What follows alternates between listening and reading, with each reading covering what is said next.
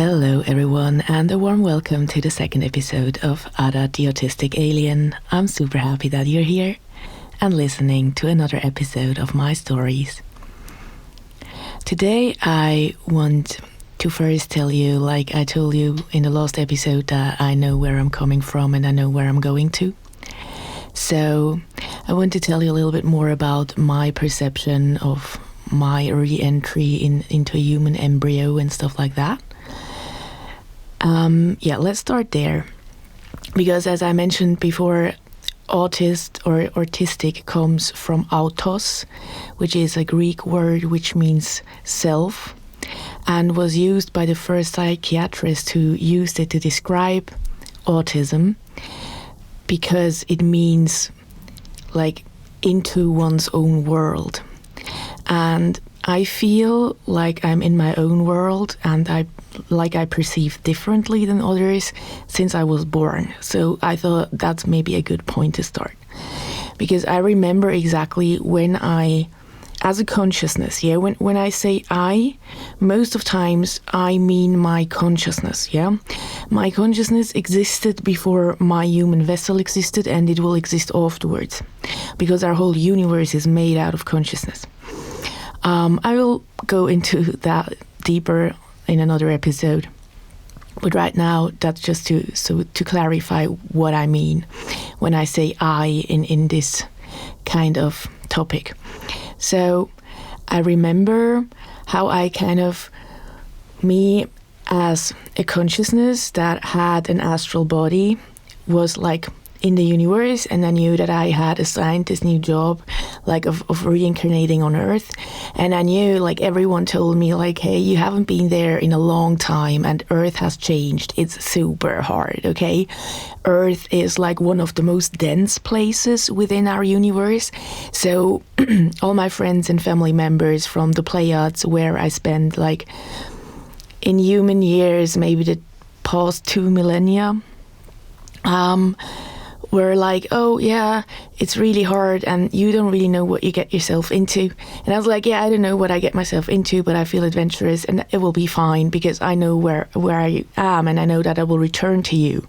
And they told me, that's the thing about Earth, you will fucking forget it. And that's why it's going to be so hard. And even if you remember, it won't make things easier, because most of the people on Earth right now do not remember what you remember if you do. So it will be difficult for you because you are so wide and you are so deep, because you made certain evolutions that a lot of people on Earth haven't already. So it will be difficult for you. And I was okay, anyways, if it's my assignment right now, it's what I have to do. And I believe in the universe and in its structure. So maybe exactly somebody like me is needed when I go to Earth.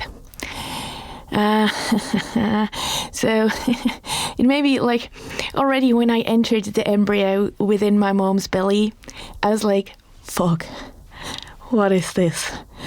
I was oh my God, I feel so dense. What is this? And there is another human being around me. What is this? Oh my God, I can hear their I can hear their thoughts. I can feel their feelings.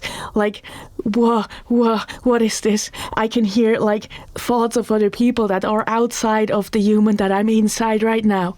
And I am in this body that's slowly forming itself. And it gets denser by the moment, and I don't want this body. Oh my God, what did I get myself into? So this was oh my God, this was the first 9 months was okay, fuck, do I really want to do this? And I decided to do it, obviously. And so when I was born, I remember, already, in my mom's belly, I didn't really feel comfortable, okay?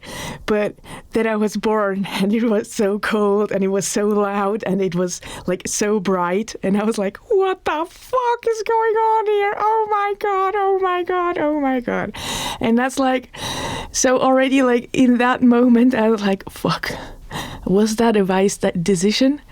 And I feel maybe in that moment was also the part of me born that really questions itself. Because of course, I was also like, maybe I underestimated being in a physical body, because a physical body, like the soul, has an effect on the physical body also has an effect on the soul. So I think what I underestimated is that I will be in a vessel that has its own chemistry, in a vessel that like needs certain things, although I'm not used to them. Like, for example, like since 2 million years of my existence, I didn't have to eat anymore. We don't do that on the Pleiades. Yeah, it's not necessary. And so now I'm in this body again, and I have to eat. And I have to eat things that I don't like. Like that never, like, that was just out of there for me. Like what, like, for sure, like as I grew older, I came to question a lot of the systems that are in place on Earth. Because for me, they are like far away memories. I read about states like this in my own Pleiadian society, like in history books, you know, that's like 10 million years ago in human years for us, was where Pleiadians were still like that, you know.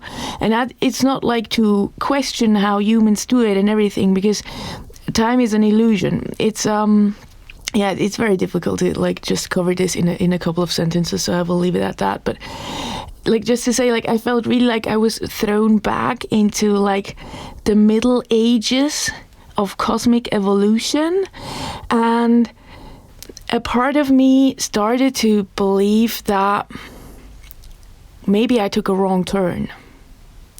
Maybe, who am I?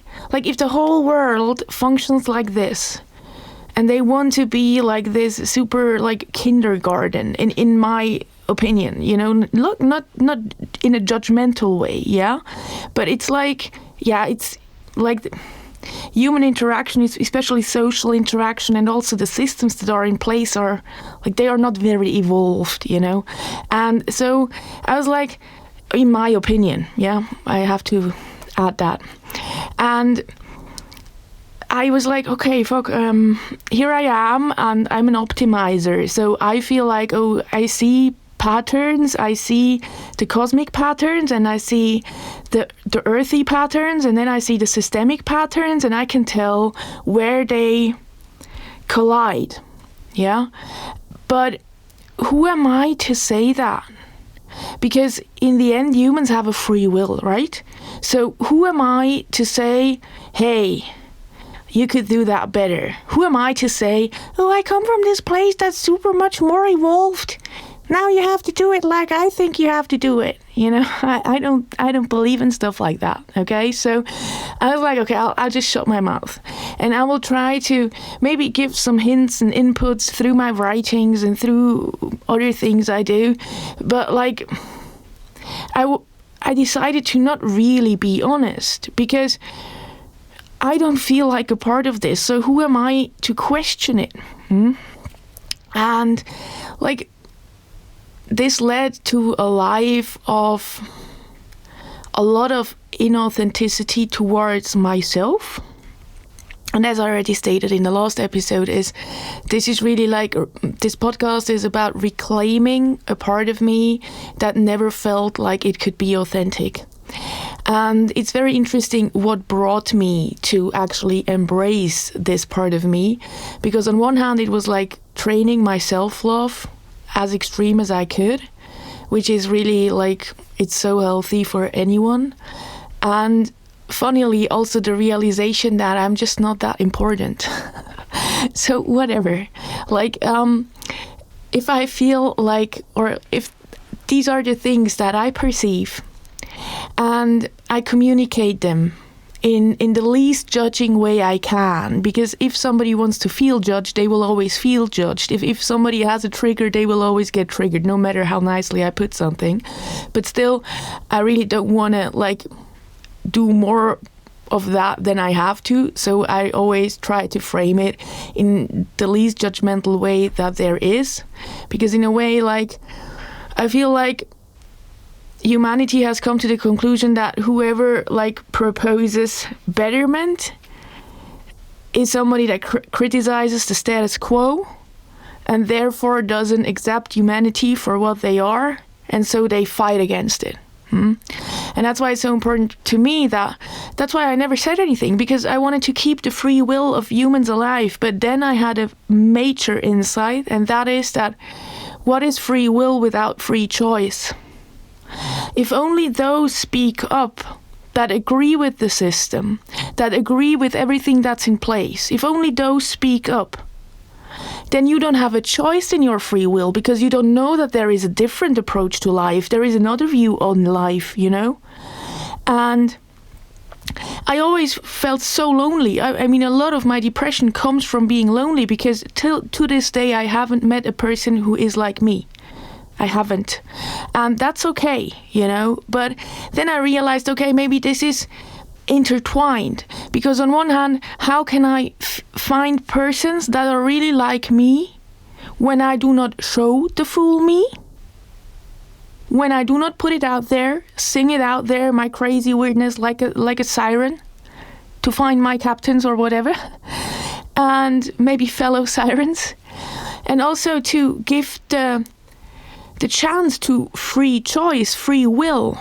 Yeah, because maybe there are other people out there who also know what I know, that remember getting into an embryo, that remember where they came from, and that remember where they will go to.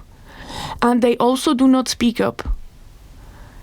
So if I'm here and I have the urge to do that, I should do it in the best way I can do it responsibly, because I don't want to say, I never want to give the impression that I'm just right and everybody else is wrong, because that's also something that happened to me quite a lot in my life. But I think it's because as an artist, I look at structures, and if structures don't match, then for me it's time to move on.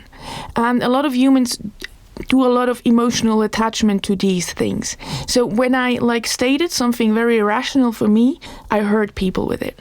And that's what I don't want to do, and I'm training myself currently. And so it's not about me knowing it better. I also don't feel that all humans are like me. Maybe not everyone comes from another planet or another system or whatever, but I'm sure I'm not the only one. Because I just can't believe that I'm that special, I don't believe that I'm special anyways. All my life I thought everyone is like me. That was actually the other thought I had. Either, nobody thinks like me, so who am I to say all of this? Or everybody knows that I'm right, or they believe the same thing, but they were so conditioned by the system that they don't even talk about it anymore, and I'm kind of stupid when I talk about it. So these were the two things, But yeah, I don't want to take my point of view or my view on the world and just throw it onto people. Yeah, I don't want people to agree with me. But I want to undermine the value of individual experience, and that if you know that something is true for you, beyond any question, and it doesn't harm anyone to live it, why don't you live it? And that's what I'm doing here. So maybe I can inspire others to live their truth. Because, even if nobody agrees with me and everybody thinks I'm crazy, that's okay, because I agree with me. And I love myself so much more because now I have the guts to stand here and speak my truth. Because since I can remember, when I had a wish for free, when I saw a star falling down or whatever, a shooting star, I always wished to become as huge as Hulk, but super big, and take the whole earth and shake it. And just scream, and say to people, look, that's what's going on. Why don't you talk about it? And I feel like maybe that's what I'm kind of doing now in a way less violent way, but just speaking my truth and giving the world a chance to hear it. Publish it so publicly that everyone that has like the chance to listen to podcasts can listen to it, or that has access to my website can listen to it, and not hide it behind my inner circle or whatever, you know. And I just feel like it's a big gift towards myself, and with that I'm sure it's a big gift to others as well. So yeah, like that's kind of where I come from. Now I have some other things I want to say about autism that just were with me over the past week and I wanted to include in this podcast. I maybe also want to mention that, as I said before, like this is the first time I do something like this so openly or publicly, and I'm still finding my flow within it, because before I only like did podcasts for my inner circle who were like longtime followers and subscribers of my content. So this I want to do like a little bit more professionally in my own eyes, and also just make sure that I'm giving correct information out. That's why also I want to correct myself. Like in a last podcast, I said something about 70% of the newborns have ADHD, and that's not true. I corrected myself already within the last podcast and said that I will study it, and I found it out. So currently what Google told me is that 10% of the kids have ADHD, 1% is in the autistic spectrum, and 15 to 20% are hypersensitive. So that's already, like if we take the 15% of the hypersensitive ones, it's like 26% of society. So that's almost a third of society that is neurodivergent or not neurotypical. Yeah. So I wanted to take this to still undermine my theory of all these neurodiverse topics coming up might be a sign for the mental or mind evolution within the universe. Yeah. Because our world got more complex, we got more complex, the food we eat got more complex, the information we take in got more complex, the media we use to take in information and to release information got more complex. So it's very normal when I look at the web, that is the universe, that the human mind gets more complex as well. And Look at the computers. What are they? More fine-tuned. Yeah? Why can I record, like I'm sure it's not the best quality, but still, why can I record a podcast with like very little gear in my cellar? Because it got more fine-tuned over the last 30 years. Yeah? Our computers got more fine-tuned. They're also more prone to break because of that. And I think that's exactly what happens with the human mind, yeah? We got more complex, we got more fine-tuned, we got more sensitive. And now it's time to adjust the system to this new sensitivity, because otherwise we break, yeah? So, like, for example, that's why also, like, a lot of the exercises that I offer in my inner circle are actually to kind of build a bubble around you, so you can deal with everything that goes around you more easily without having to tone down your sensitivity, because to me sensitivity always is a gift. Everything that's different about you is your gift, yeah? Everything that other people might describe as weird or special is your gift, as soon as you start to embrace it. So, and it's like, you know, we used to have Nokia phones, yeah, and you could throw them from your balcony and nothing would happen. But they were not as fine-tuned. Now I have my Samsung Galaxy, and if I don't buy a sleeve for it, like a silicone sleeve, it would be broke with my attitude within like 2 days. Yeah? So I don't believe that we should just say, oh, you have to still be able to fall from a balcony and not break. But rather, where can we put silicone in place that actually nurtures you and helps you. I mean, silicone is just the material I mentioned now, but for sure, I mean like centering exercises, grounding exercises, information that inspires you instead of dragging you down or waking up your inner critic. All that stuff, yeah. Where can we build a nurturing, loving bubble around you? So even if society sometimes throws you off the balcony, nothing will happen to you. And because I think like once we develop that, we can actually change society. But first we have to be okay within ourselves.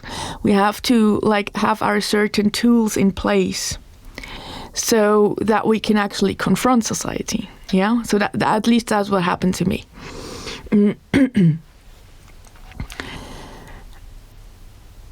So something that came to mind is I looked into like, you know, I'm really big in words. I love them, and I always have to look at where they came from and stuff like that. So I realized when noting down certain words that autists and authenticity have a lot in common. It's both is starting with AUT. And as I mentioned before,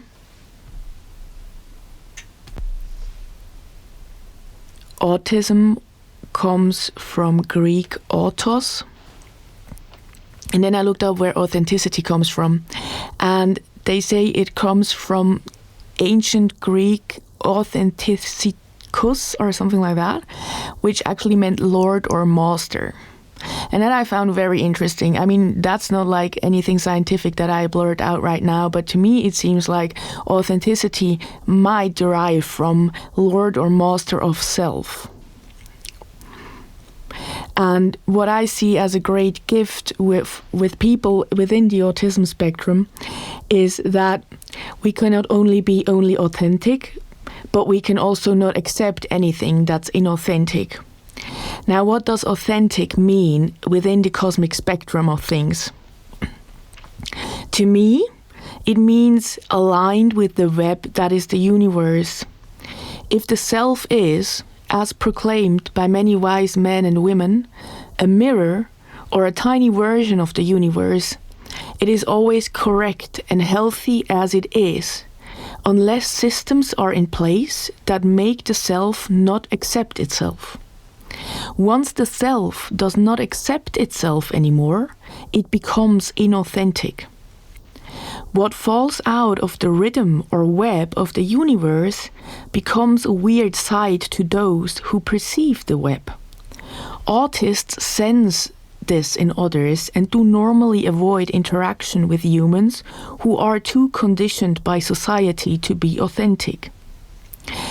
I, for my own experience, would actually go as far as to say that I prefer objects over most humans because objects are authentic. I always get what I see. Like my microphone that I'm speaking into right now, it will never pretend to be a car. Yeah?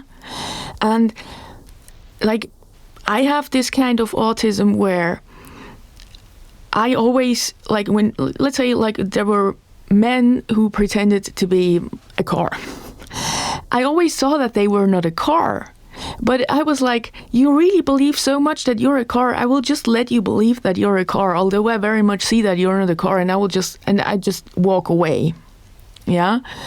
And that's why like I don't even see the need to change what you believe you are, but also I don't believe what you are lying to yourself about. Yeah? And that's it. Like I never judge anybody when they embrace what they are. I mean, I try to never judge anybody per se, but like I remember now that when I was in school, I always hung out with the gangsters, like the really, like the bad ones, yeah? And like we always thought I was kind of funny because I was a rather cute and shy kid. And now I totally understand it. It was because they were authentic. They didn't pretend to be somebody that they were not. None of them ever said that they were a nice human being or a kind human being. So to me, they were actually super kind and nice for being such assholes, if you get my point, yeah? And I could always deal better with that than somebody being nice to my face and then stab me in the back. And that happened a lot to me with nice people. So to this day, sometimes I prefer assholes. Not because, like, just because I know where I'm at, you know? I also said that once to my friend who, like, you know, he's this kind of person. I think also that he has ADHD. So he will like promise things, and you will rely on him, and he will not be there. Yeah, and after the third time that happened, I stopped like relying on him, and he stopped promising me. And then we at some point, or I went to him and I said, you know, I'm really sorry. Because I think like I made you feel bad because you were not reliable. But then again, you never said to me that you were reliable. And I could see before that you were not reliable. And because you wanted to be reliable, because that's the good person. Yeah, all of us want to be the good person. And because we want to be the good person, we are no person at all, because we don't own who we are. And so I told him, like, you know, now I can totally embrace you and love you, because who am I to expect from you that you are reliable when you are not a person to tell me, hey, I'm reliable. You know what I mean? And so that's the conditioning I'm talking about. And of course, it's beautiful if we are all reliable people. It's beautiful. But maybe sometimes we cannot be reliable. Or maybe sometimes we have ADHD and we forget what we promised, and then we feel so bad that we forgot that we won't pick up our phone, and it's the shame spiral going on all over because we were taught to be reliable, and since day one we don't manage to be reliable, and so we hate ourselves. And the funny thing is, and that's something I've learned, is like, if that's like an example that fits you, or maybe you find another example in your life, go for it. Like, be it fully. Embrace that you are that. Like, for example, I always felt like I'm a good singer, but I had nobody to tell me. So I felt like I'm a bad singer. And how I healed that, and now I actually publish my things on SoundCloud and stuff, is I sang as bad as I could for 6 months. Like, really, like, get the tone as wrong as you can, and then sing it as long as you can. And at some point I realized that even like when I really did my best to make it sound awful, it didn't even sound that bad. Like, I had heard worse in my life, you know? And then I suddenly started to, okay.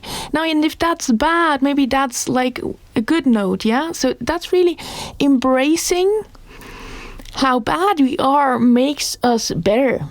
That's a weird rule, isn't it? And it's not about like justifying, yeah? I didn't like, nobody heard me singing that badly, I hope, at least. So it wasn't about justifying who I am.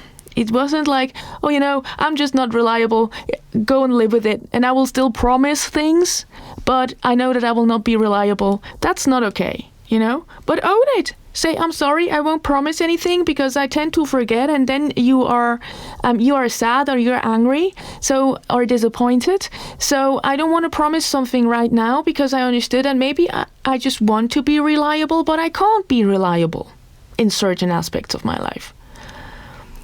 And then you open up that space, you know? Because again, like, we tend to have so many subconscious expectations towards each other, and it's all the good person programming, yeah? I mean, we all want to be asshole-free beings, yeah? We don't want to have any shadows. That's what we are conditioned to, yeah? But the truth is, we all have that. We all have parts where we want to grow, because that's Earth for. That's what Earth is for. Yeah, it's a crazy school, you know, it's crazy, and you are crazy for being here, just as I am. We all are mad, okay? And once we get out of here, we will have like this huge diploma, like, this motherfucker has been to Earth, y'all. You know, you really have to take care of this one because he knows, you know? So it's a really cool thing in the end, you know?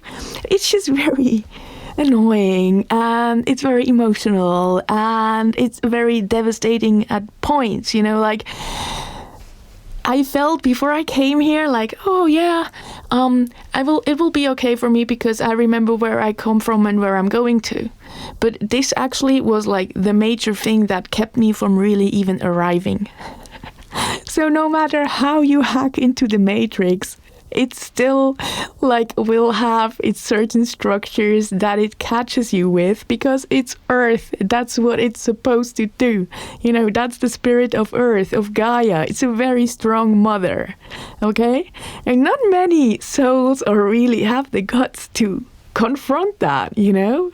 Like, let's say if you're familiar with ayahuasca, in the reincarnation patterns of all civilizations in all multiverses, Earth would be ayahuasca.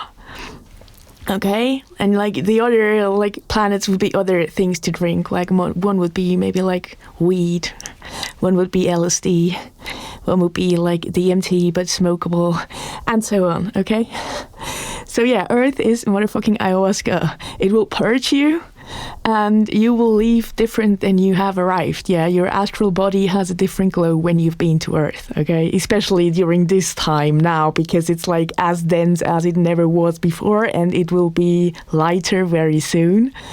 But yeah, that's another topic. Anyways, so the conclusion I came to was radical authenticity, as in radical self-acceptance, will free the world from the toxic systems that are in place. Hence, autists or anyone that's neurodiverse assists in the world's liberation. And I don't even want to point this down to neurotypical and neurodiverse, but even neurotypical people have quirks inside of them. They have weird things they do, weird things they think, weird things they feel, yeah? And we all tend to suppress them because they're weird. They're not in the good person programming, yeah? They don't belong there. And I really want to take this more to the surface because, as I said in the last podcast, I'm autistic, so I don't give a damn. Like, anybody can judge me, anybody can think I'm crazy, because I know I'm not. And I know that what I perceive as my truth might be only my truth. Maybe there is no other human being that sees that as true. But that doesn't mean that I'm crazy. It just means that I have my truth and you have your truth, and maybe truth is something as individual as we are as people. And I feel like everybody has their own truth to uncover and to live it out, because that's what we came here to do. That's what we incarnated for. And I feel like a lot of people are depressed because they suppress these kind of things. Yeah, like, yeah, we can put it down in things like transgender movements and stuff like that. But I think it goes much deeper than that, because to me, like, I'm totally for all of that, like reclaim your bodies the way you want them to be. But to me, that's still a physical movement. Yeah, to me, it's much more. Like, for example, understanding that we all are male and female, and we all act in more male ways or more female ways, because these are just hormones. We are chemical beings. And then we have a soul who is beyond that, who is yin and yang together, yeah? So, and I see all of that as a path to individuality. And also what is very important to me is I will do this journey towards a diagnosis within the spectrum, because I feel like for me it wouldn't be very important, because I definitely understand that I am in a spectrum from everything I read and saw and heard from other autists. And because I can live and I can make my money and everything, I don't see like the urge that I would need help, right? I will go to therapy end of month to maybe find a way to not be as depressed. Although I feel like maybe this podcast is my way out of depression, because I'm not suppressing that anymore. Anyways, I will still go for that, because it's also a therapy with homeopathy, which maybe can help me in like reducing the stress when I'm exposed to high noise levels and stuff like that. So I'd rather go there for like tools that can help me in my everyday life. But what I want to get the diagnosis for is that, you know, I will pay for it myself. So, or the maximum I will pay for it myself is $2,500 because that's some rules we have here in Switzerland for the health system. So, which is quite a lot of money for me. But then again, I feel like it's very important because all my life, like, I was thrown around like a ball that didn't really have a label. And I don't want to have a label, but I feel like it's good to have a label when you work with that publicly.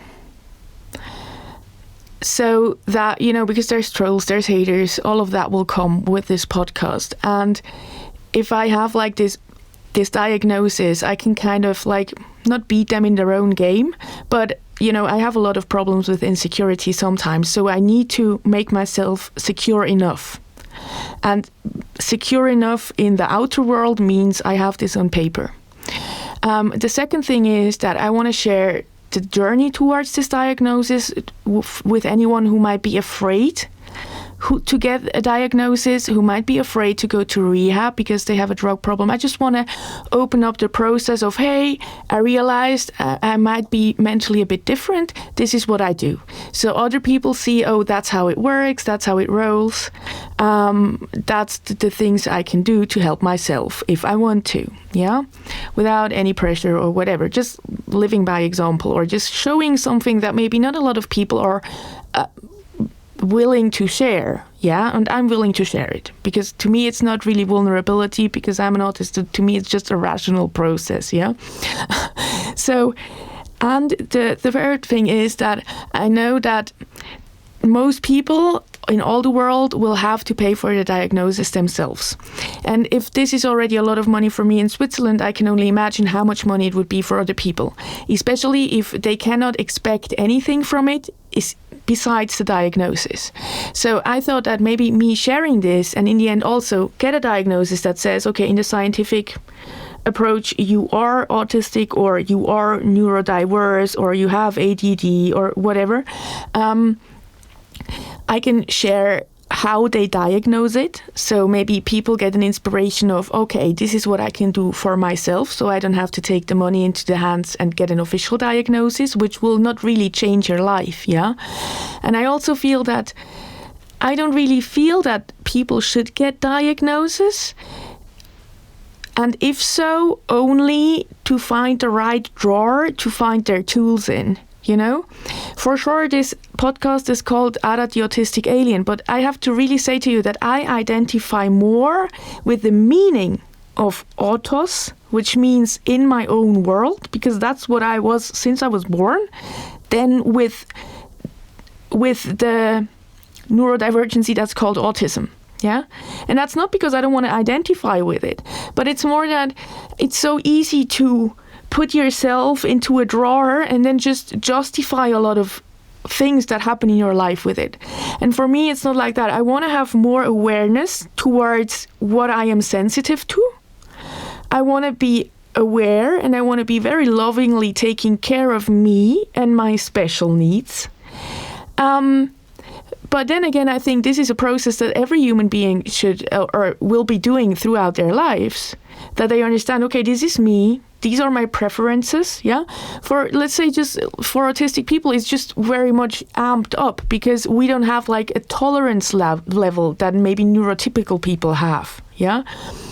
And that's the reason why I want to share all of this path, just so other people maybe understand that it's not important that I get a diagnosis for myself. It's important that I understand, oh, yeah, I read into ADD, or no, you won't read into ADD if you have ADD. But maybe, I don't know, you find a cool page on Instagram that just like explains in videos what ADHD, for example, really is. So you don't have to worry about being dyslexic or have to worry about not being able to read that well, which will trigger your shame spiral again. But you find other ways that you really understand, oh, fuck, yeah, I have ADHD and it's totally fine to have that. And I don't have to get a diagnosis. I don't have to go to therapy. All I have to understand is how can I live with that so it's not harming me. Yeah. For example, like a lot of people with ADHD, they do like a lot of dopamine shopping. I do that too. So we buy a lot of stuff on the internet and the next second we regret it because we spend so much money and we don't know how to pay rent. And like when you understand that this is part of your neurodiversity, you understand, you get out of the shame spiral.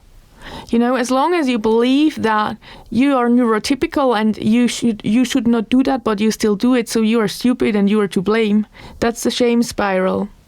And I just know that a lot of people in my age, like 88, were not really diagnosed with ADHD. And if they were diagnosed, it was like, okay, either you give the kid Ritalin or nothing will happen. And most parents decided that they don't want to give their kids medication, which I think is very good, but then nothing happened. So in the end, there are so many boys in my age that walk around saying, oh yeah, I got ADHD, but I never been like, nothing ever happened. They just told me. So what does that make with you? It says, oh yeah, you're the problem, but it's not worth enough of our time to really look into it, to really find a way that like helps you deal with it. No, it's just you are the problem, find a way yourself. And yeah, so that's why I just want to shine a light of awareness towards these things. And yeah, I want to help the world get more authentic. Because I think that's what everybody earns for, no? That's what everybody... Like, you know, every time I record a new podcast, I'm like, what am I about to say? And I will do it so badly because I will have a monologue for 40 minutes and I will lose track and la la la.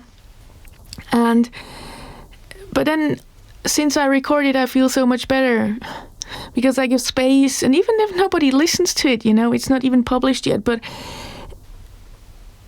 I feel better because I embrace myself and I'm being authentic to myself. And I say things, like in the past 40 minutes, I said things that I perceived since the second I was in this body. And I never shared them with anyone. And this is so beautiful. To me, it's such a big act of self-love as well. But also just understanding that everything I try to suppress and everything I try to not show, in the end is exactly what I'm here to live. Without it being overtaking anybody else, without it being mean or anything, without it being angry.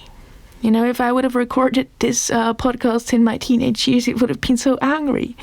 And now I found more peace. So it's also the time for that. And for sure, there's more peace to be found as always. But yeah. Yeah.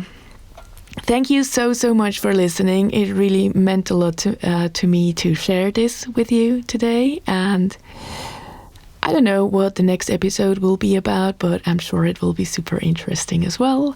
And I can't wait to record it, and I hope you can't wait to listen to it. And I wish you a beautiful day. If you have any questions towards this podcast or anything that I say, you can always mail to podcast@dadachi.com.